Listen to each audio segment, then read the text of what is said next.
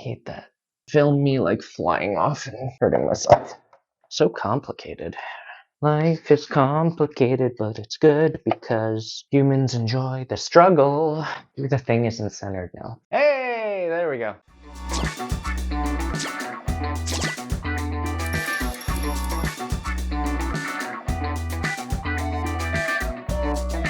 Hello YouTube, welcome back to the Every Closet. My name is Ethan, and along with my partner Stephanie, we are two full-time resellers of used clothing on Poshmark and eBay. So if that sounds like something you want to do, hit subscribe down below. In today's video, I'm going to be giving you an overview of how we set up our eBay store, things to consider when you're first setting up an eBay store, particularly if, like us, you are Canadian, you have the extra choice, you sell on .ca or .com. I'll put an agenda over here with time codes, so if you are just interested in one or two of these sections, feel free to jump around in the video. And without further ado, let's get into it.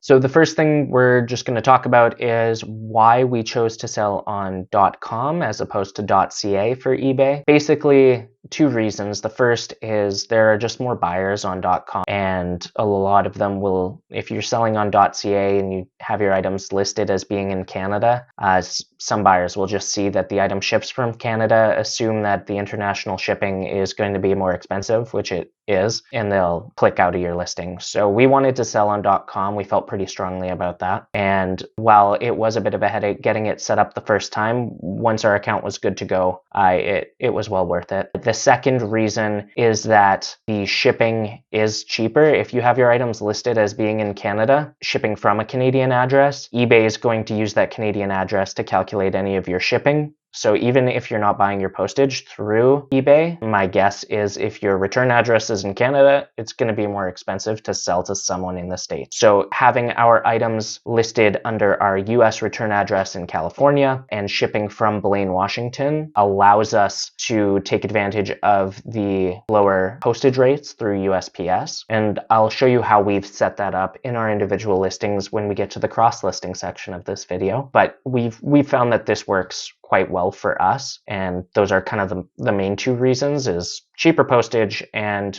buyers in the States will tend to want to buy from buyers in the States. So the next thing I wanted to talk about is your initial account setup. If you are like us and you're located in Canada, you can make an account on eBay.ca and use that account to sell on eBay.com. So you're just going to do your first time account setup on .ca, and then after your account is all set up, you can sign into that account on ebay.com and sell through there. And that's how we've set up our account. This was not initially possible, I don't believe, when we were trying to set up our account in 2020 in the fall. And if you follow Stephanie on Instagram, you'll know we had a big back and forth fight with eBay because they didn't think that this would be possible. And then after 6 months, 9 months, something like that, eBay made it possible for you to create a .ca account, sell on .com. And that's what we've been doing ever since without any issue. So that's the way that we would recommend going about it. eBay doesn't seem to take any issue with doing that now, so that's awesome. You can also just sell on .ca if you would like to, or if you live in the prairie provinces or somewhere a little more rural in Canada and you don't have access to a cross-border shipper. If you are curious about how we have our cross-border shipping set up specifically,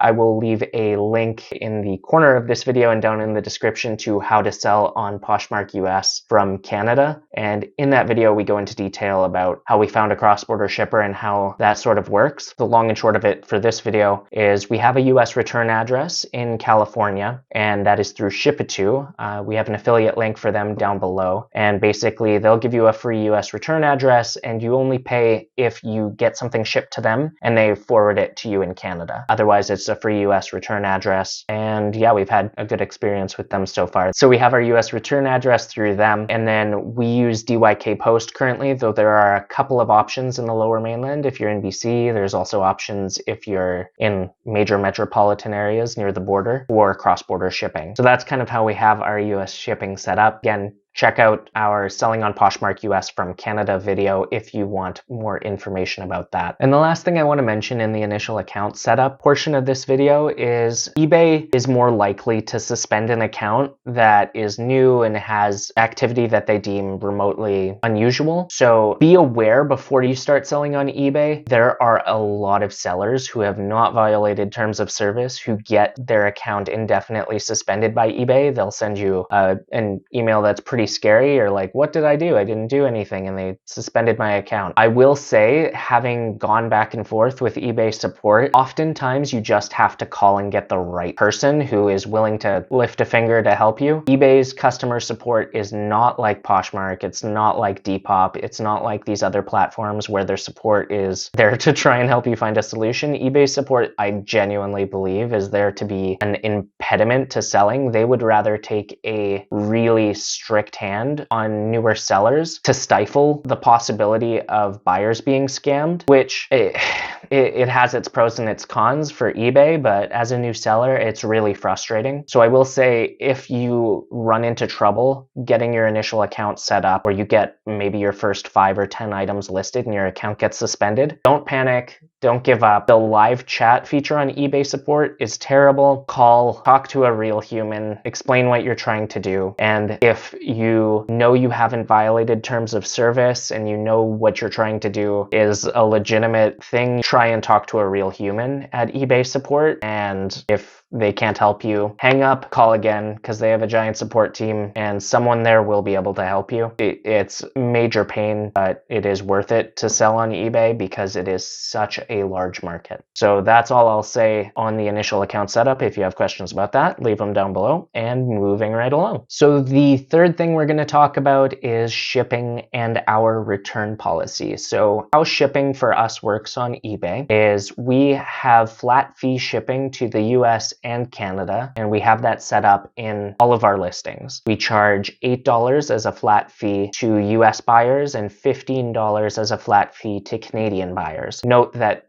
because we're selling on eBay.com, all of those numbers are in US dollars. But eBay, when they pay out to us, they automatically do the conversion to Canadian dollars because we have a .ca account, but we're selling on .com. I know that gets a little confusing, but yeah, when you do your account set up on .ca and you set up a Canadian bank account to receive the payout of funds, they're going to be paying you in Canadian dollars and doing a conversion at honestly a pretty price gouging exchange rate, but it's worth it to sell on eBay because it is such a large market. So flat fee shipping to both the US and Canada, we've done it that way as opposed to a variable or calculated rate because it's particularly nice if someone is buying multiple items from us and they know exactly what they're going to be charged for shipping. And honestly, like, I experimented a little bit with the calculated and variable rate shipping, but it just gets complicated because we're in Canada, we're shipping out of Blaine, our return address is in California.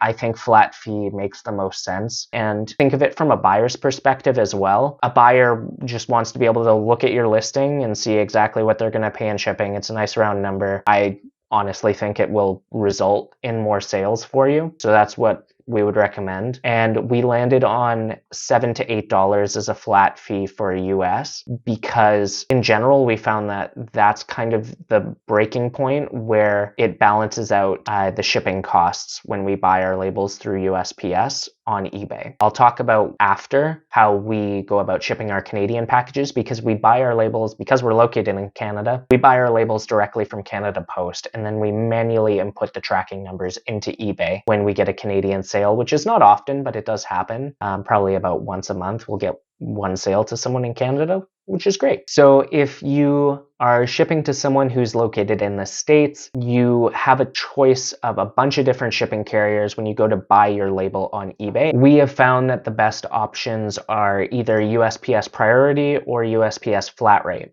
Now, there are a few sub options under the priority stream. So basically, first class, it has to be £1 or less, and there are pretty tight dimension restrictions on what that package can be. But we do actually end up shipping probably about 70% of our eBay sales by first class, which is awesome because it's a lot cheaper than priority. Priority is what I would call the equivalent of like our expedited shipping in Canada through Canada Post. So first class class is still tracked, but you have to be really careful about the weights of the package. And I will take you into eBay. For context, a first class label I have found ranges from about $4.50 US up to about $6.50 if it is like capped out on the 1 pound weight, whereas a priority label varies much more wildly, and it's kind of like base cost would be about $7.25 or so, and it can get up to like $18, $19, $20 depending on where the buyer is and how much your package weighs and the dimensions of the package. So really try to ship with first class where possible is my recommendation. Of course, you have other carrier options you can use like UPS and all of that. But for us, because we already have our cross-border shipping figured out, again, DYK Post takes our packages across the border for us with USPS labels already applied to them. So we've just found that USPS is the most convenient because then we can just drop off our Poshmark US and our eBay sales at the same time at DYK.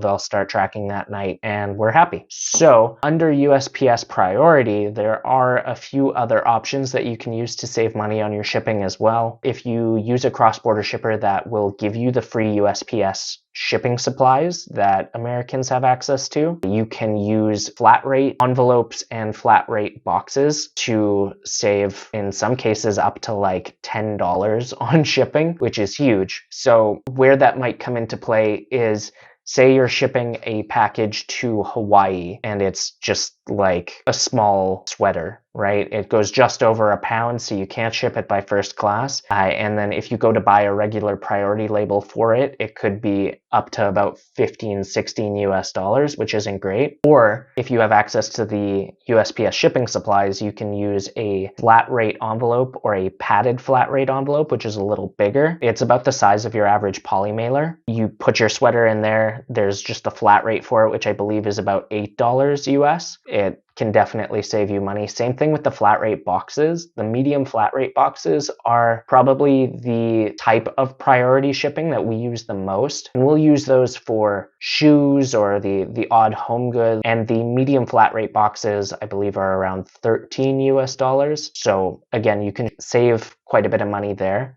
just depending on, again, what you're shipping. So the flat rate postage that I was talking about, this is a medium flat rate envelope. Self-sealing adhesive poly mailer, just like your regular poly mailers, but it is padded.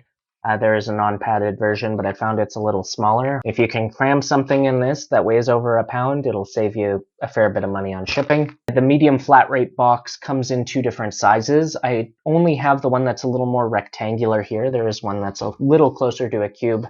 Again, it's got the self-sealing adhesive on the box. So you just peel that off. Sticks to itself, and you can see it is a good size, particularly if you're not sending like bulky shoes or boots. Like you could fit most flats and most sneakers in one of these, and that'll save you some money on shipping as well. Ask your cross-border shipper if they have one of these, or if you're an American and you have access to free shipping supplies. First of all, you're really lucky. Don't complain about USPS until you've had to live with Canada Post. And second of all, take advantage of these. One other point for shipping, if you've never sold on eBay before, you might be confused when you see the option for handling time under your items when you're going to make a new listing.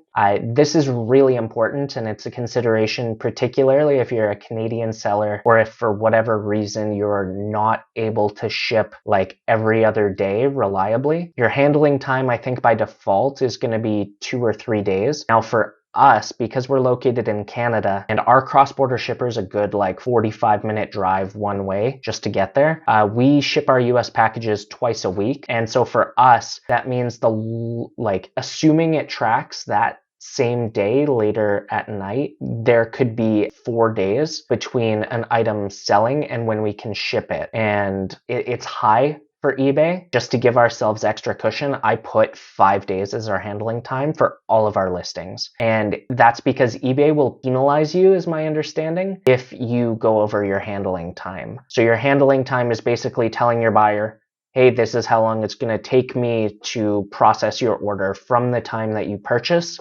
until we ship it. So again, we always try to get our sales out within 3 days at like most, but some weeks that's just not possible. Some weeks there are holidays and our cross-border shipper isn't shipping if it's a Canadian holiday, or USPS isn't receiving if it's an American holiday. So give yourself the wiggle room, especially if you're in Canada. Set your handling time higher than you think you need it. So that's handling time, really important. The last thing I wanted to talk about for shipping is if you're located in Canada and you want to do what we do, where you have your listings available to American and Canadian buyers, how do you deal with buying a Canada Post shipping label? So like I said, we don't do that through eBay. We do that through Canada Post, and we buy our label through them. We print it from Canada Post, and then we will manually input the tracking number into eBay. So I will take you to the computer and I'll just show you really quickly how we go about doing that. You can see here that I'm signed into Canada Post and I'm on their Snapship. If you would like to make a Canada Post account, it is free to sign up and it'll give you access to expedited shipping labels, which are kind of the best bang for your buck if you're going to be buying postage from Canada Post. I don't believe you can buy expedited shipping labels unless you have a Canada Post account, like not even from the storefront at Canada Post. If you buy it online, it will save you some money. So I do recommend doing that because it is free to sign up. You might as well if you live in Canada. But basically what you're going to do is you go just search for Canada Post Snapship. You're going to find this screen. You're going to click Create New Shipment. And I have set up here our business profile, and that basically is just, it's going to autofill our sender address, phone number, email, all that. Click Continue, and then you type in the recipient from eBay. So if you go into eBay and you go into your sales, you will see the person's name and address and phone number. So fill that information in here. I have DYK's information saved here. Basically, you just type in whoever your purchaser is, click Continue, and then just like you would if you're buying a US label on eBay, you put in the package's dimensions. So say it's a box or a poly mailer, you'll put that in here. So we'll just say like 6 inches by 10 inches by 3 inches. Say it's like a medium-sized poly mailer, and maybe it weighs 2 pounds. So then it'll come up with options here. So expedited parcel is the one that I would usually choose, and you can see here because we have that account, it is the same, and the expedited gives you coverage up to $100 if the package goes missing, where regular does not. And these numbers I don't think are usually the same, so it's kind of odd that that's the case, but anyway, expedited is the way we usually go. And click Continue. So again, it shows you your sending from address, the deliver to address. Again, I just have DYK's information in here as the deliver to, but yours would have your buyer's name from eBay and then your buyer's address and where in Canada they are. Add to cart, make your payment. Once you get a label from them, if you have a label printer like we do, so once you have your label from Canada Post, you'll notice it's on an 8.5 by 11 sheet with a 4 by 6 label on like half of the page, which is super annoying. As far as I know, there's no way to get that on 4 by 6 label paper directly, like from Canada Post. So what you have to do is open your PDF, click the snapshot tool in the top left-hand corner of Adobe, select the label, and then hit OK. And that'll let you print it to your 4 by 6 label paper. Just so you know, it took me a while to figure that out. And then once you have your tracking number from Canada Post, you can go into your sale on eBay, and where it says awaiting shipment, you just hit the arrow to the left of that item, say enter tracking number, paste in your Canada Post tracking number or type it out from the label that you printed from Canada Post, and select the carrier as being Canada Post. Hit OK, and it should start auto updating the tracking, and eBay will automatically move that sale from awaiting shipment into your paid and ship tab on eBay. So the next part that I want to talk about is our return policy on eBay. So this is entirely up to you, whatever works for your business.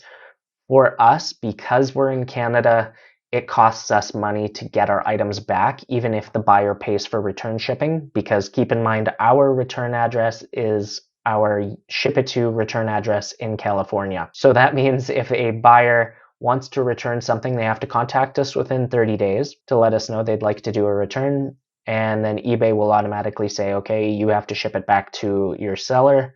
They go about buying the postage, and then they ship it to our US return address in California. When Shipito receives the item, then we have to make a decision. Is it worth us getting that item shipped back to us in Canada? So the 1 or 2 times we've done this, it was because the item, we knew we could resell it for over $100. So it was worth it for us to pay the like $30 or $35 for Shipito to send it from our return address back to us in Canada so we could list the item, repackage it, and send it on to its new home when it sells again. If your item is not worth at least $30 or $40, it's just not going to be worth it for you if you're Canadian. If you're American, then it might make more sense for you to offer free returns, again, depending on what you're selling on eBay and what your margins look like. So that's going to be a decision you're going to have to make based on your own business. But for us, our return policy is buyer pays return shipping, and they have to contact within 30 days. And you'll see where to do that within eBay in each individual listing. eBay is really good about remembering your details from listing to listing. So in general, you just kind of enter your preferred return policy, shipping policy, all of that stuff in an eBay listing. And then the next time you list, it'll pull those saved details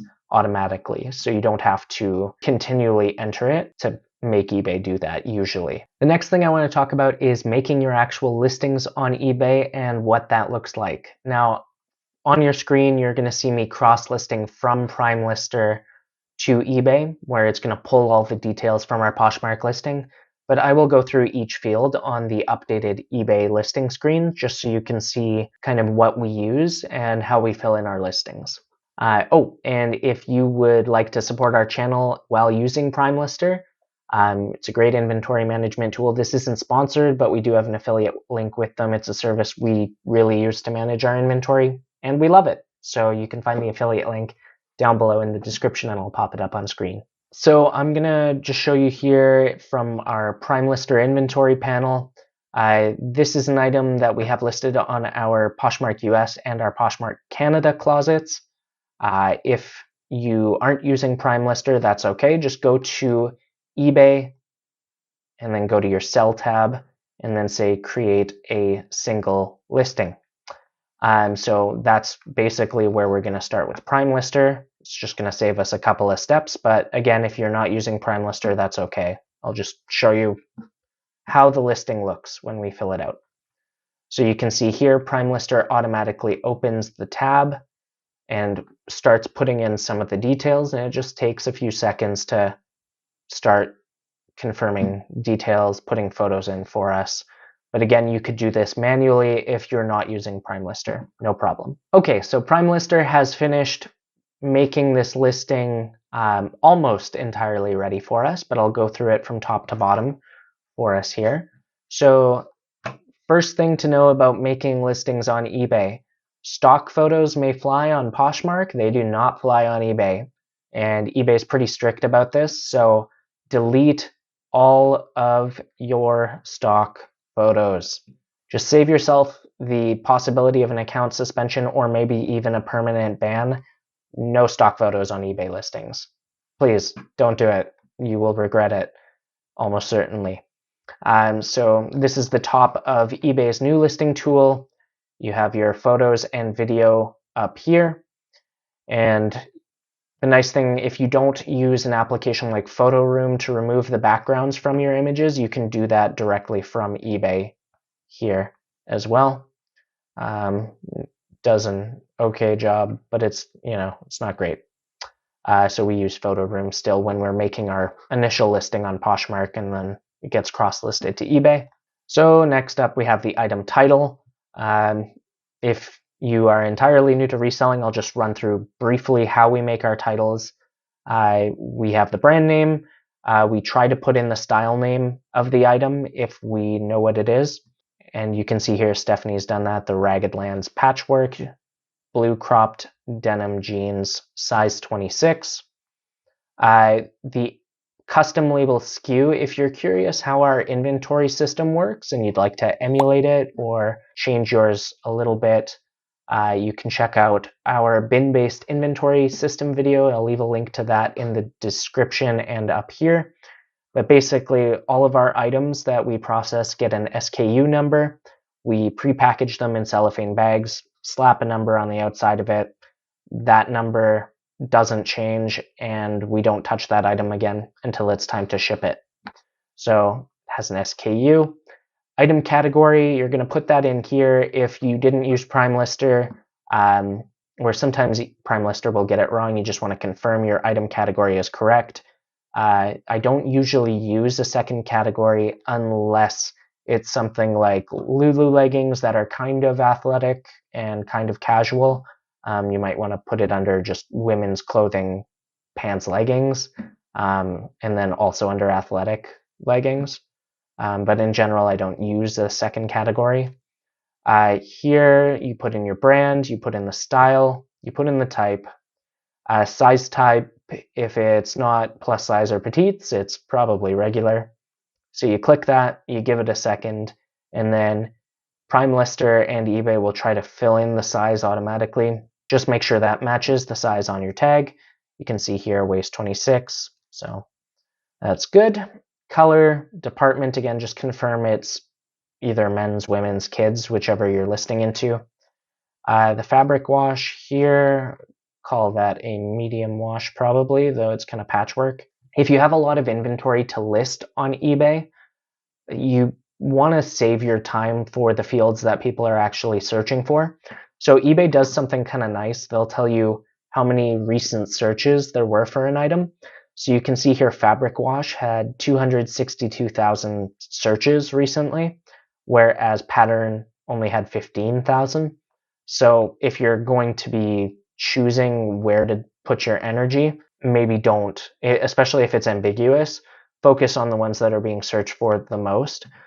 For pants, we always put in the rise and inseam measurements. They're in the description of our listing, but I also put them in here so people who are looking specifically using eBay's search filters can find our listings. So I do recommend doing that. And you can see here, the rise was 10, the inseam was 27, so I'm just going to put that in here. So it's a mid-rise. And if you don't see inseam along here, you click show more, and it was 27. And then waist, again, we'll put that in. So that's the waist circumference, which is going to be double the waist across. So it's a 28. That might not match what the manufacturer says, but that's what it actually is. So we always try to make our measurements accurate. Vintage, no.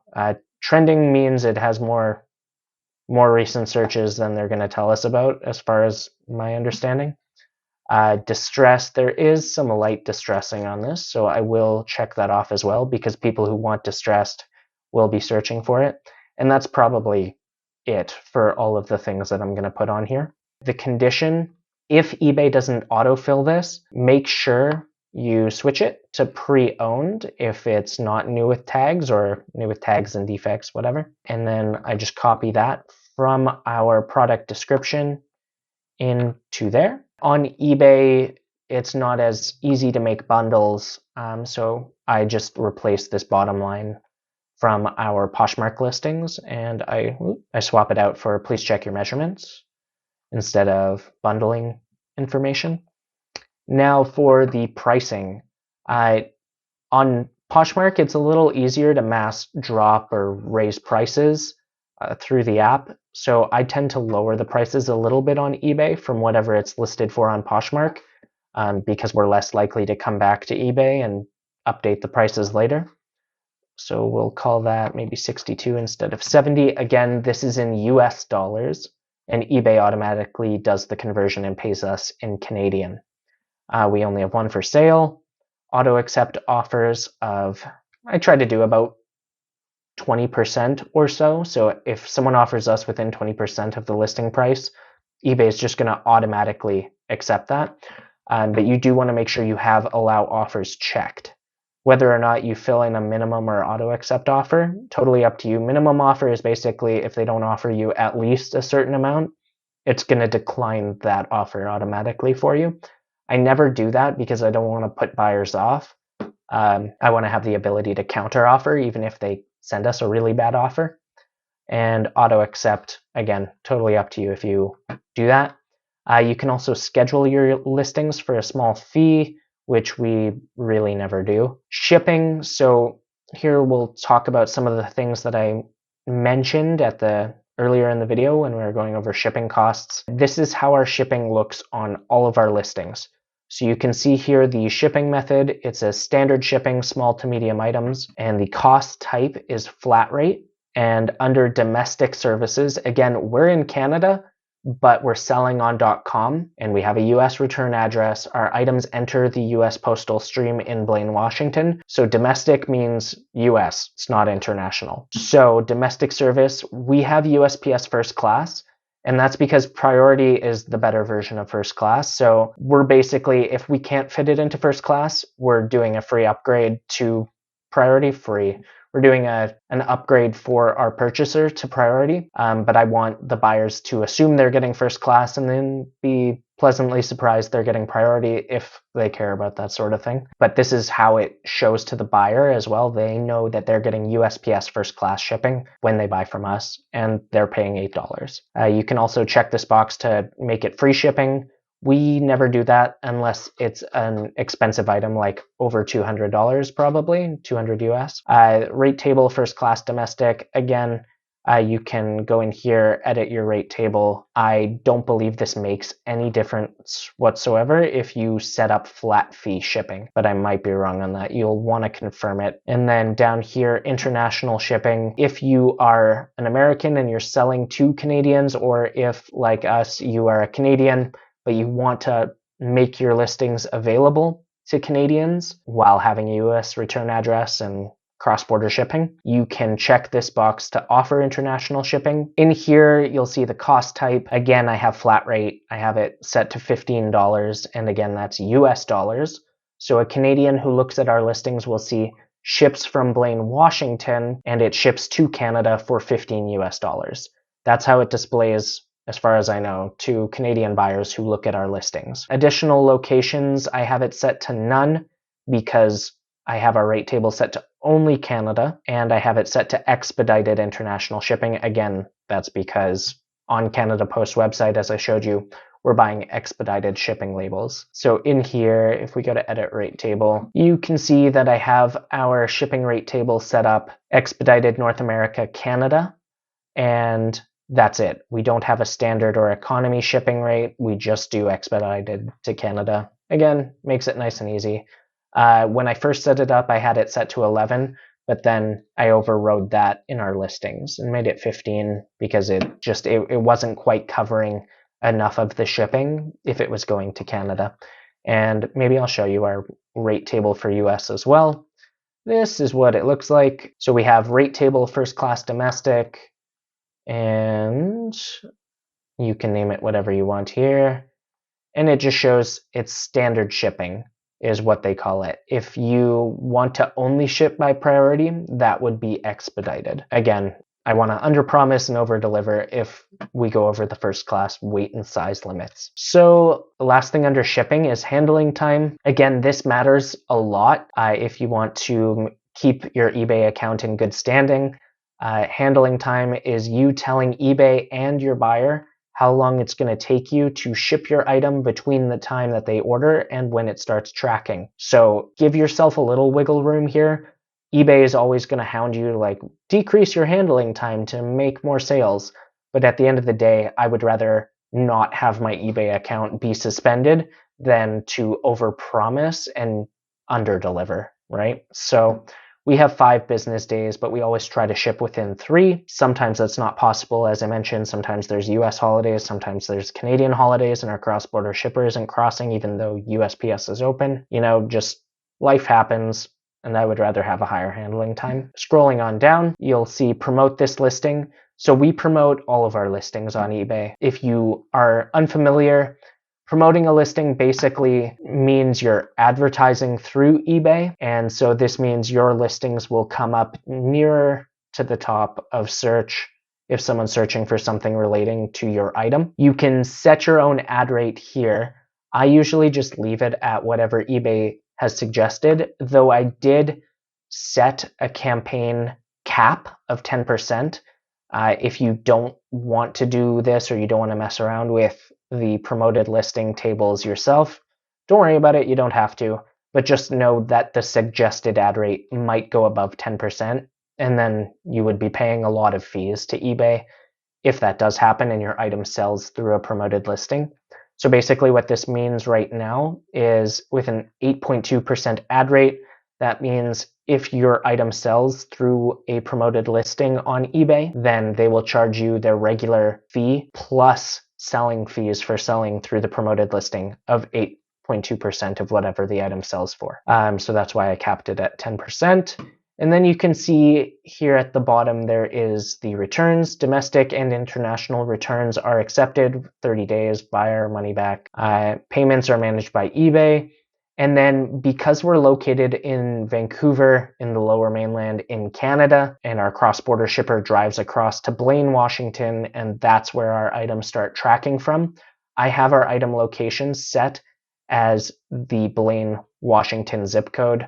My understanding from eBay is this is totally fine to do because that's where your items are entering the US postal stream. So as far as your buyer is concerned, that is where your item is shipping from. So having filled out all of those details, you can now go save for later, which will save this in your drafts, or you can say list it. Once you do that, if you used Prime Lister, you'll see this pop up in the bottom right-hand corner where it just confirms your listing is live, and you can view your listing or go create a new listing if you're entering your listings manually. And then say done, and it'll take you back to your eBay Seller Hub. If you want to just confirm that it's listed on Prime Lister, all you have to do is refresh the page. It'll take you back to your first page, and then you search for the item. And you can see here it now has a nice little green eBay US, letting you know it is listed. So that's good. And I think that's it for this section. So this next section is going to be eBay features that can help you drive more sales. And you'll kind of learn these over time and how to use them better and your pricing strategies, but especially when you're starting out and you need to start getting some seller feedback, you might want to consider using these features more aggressively to drive sales. So the first one I'm going to show you is in each individual listing. Again, I showed you it when we went through cross listing, but it's the allow offers feature. You really want to turn this on because if you don't, buyers are just going to see your price and it's a take it or leave it price. So highly recommend turning on allowing offers. It's just like Poshmark. If someone sends you an offer, you're not obligated to accept it. You can counter or you can decline. Turn it on, give yourself the option because buyers do sometimes send offers. So you can see that on the screen here, just under your buy it now price. The second eBay feature to drive sales that I want to tell you about is the sending offers to eBay watchers. So if you use Poshmark, you would be familiar with the liking feature, where a buyer who might be interested in an item can like it. On eBay, the version of that is adding it to their watch list. So if you're a seller and you want to send an offer to people who have watched your item, doesn't sound as nice, go to your seller hub. So I'll show you that on the screen here. You just go to My eBay and Selling, and then you go to Listings. And if someone has added your items to a watch list, you'll see a little send offers eligible and then a number. So you'll see here these 4 items where people have added them to their watch list. Again, this to me means I could be persuaded to buy this. So eBay lets you send them an offer. I always do that. I have a little copy and paste sticky note on my Windows desktop for various preset text that I might want to copy and paste, but I have one here for offer to eBay watcher. So I copy that. You go over here, you say send offer, automatically send offers if you'd like to, and allow counter offers if you'd like to. I think you should, check both of those. And again, for the offer amount, I'll usually do about 20%. 20% of 40 would be $8. So we'll offer this person $30 or maybe $29. And then you'll see it's plus the $7 shipping. Automatically send offers. I do this because, if this item doesn't sell to whoever added it to their watch list and someone else comes along and adds it to their watch list, save yourself some work. You're going to send them the same offer anyway under this system. They add it to their watch list. eBay automatically gives them the offer you gave to a previous buyer. So I like that. Allow counter offers again. If your goal is to drive sales, you want to leave that on. Give yourself more room to negotiate with people and then click send. So we'll go through now and just do the other three as well. So same thing, send offers. You can leave the standard text or you can paste in or type in your own.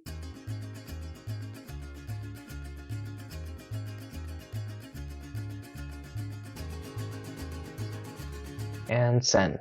And the last thing that you can do to really drive sales is entering the details for each individual item in the listing panel that people are searching for. So here you can see we have a shirt. Always delete your stock photos on eBay so you don't get banned. But down here you can see the additional details. These are not mandatory, but eBay will show you how many searches there are for items in this category that are recent. But the more of these you can fill out, the more likely it is someone who's entering a search term for that specifically is going to find it. So always do your material, always do your style, always do your neckline, always do your sleeve length. And then if the item has an odd pattern, you can do that. Or sometimes people are searching for solid, so you can add that for pattern. Always try to enter the details that people are searching for. eBay, it can be a little overwhelming because there are a lot of fields in here. So just, look at what people are actually searching for and fill those in. And if you're not sure, don't be afraid to leave it. Again, these are not mandatory, they're additional. Worth looking through and definitely worth putting in the ones that are really getting searches. So the last section of this video is going to be things you should know if you're going to start selling on eBay. The first is starting out is hard because you don't have seller feedback and you kind of need some seller feedback to get sales so people will trust you and know that you're actually going to ship to them. So be patient, send out aggressive offers, especially when you're starting out. Just start building up that seller feedback, and then the more sales you get, the more feedback you'll get, and it just kind of snowballs from there. We have been selling on eBay for about a year now, and we only have 55 feedback as our score, but it is 100% positive. So that is a good way to kind of reassure our buyers that we are going to ship them an item, that our listings are accurate, all of that stuff. The other thing you need to be aware of in relation to starting out is hard is there are a lot of scammers on eBay who will try to take new sellers for a ride. So be aware of that. Don't get scammed. One of the most common scams for eBay, at least in the last year, as we were starting out, is scammers will target sellers who don't have a feedback score and have just started listing items. So they will purchase your item without paying for it. The item will shift in your seller hub from listed to sold awaiting payment. And then they'll send you a message after a day or so saying, before I pay, please send more pictures or more information to this other email address or this number, or can you ship this to this other address that isn't my eBay address. Those are always scams. Don't fall for them. If you end up in one of those, don't worry. Just your item is going to be stuck. Unfortunately, it's super annoying in the awaiting payment tab for about 3 to 5 days. And then eBay will let you cancel a sale that hasn't been paid for after about 3 to 5 days and relist the item for free. So just take advantage of that feature. Know that it happens to every new seller on the platform, and it gets better once you have about 3 to 5 feedback score. The scammers will stop messaging you and messing with your listings. Another thing to know before you get started on eBay is stock photos, like I mentioned a couple of times in this video, are not usable on eBay. If you use photos that are not your own, particularly stock images from the original retailer, you will possibly have your account suspended or banned permanently. So just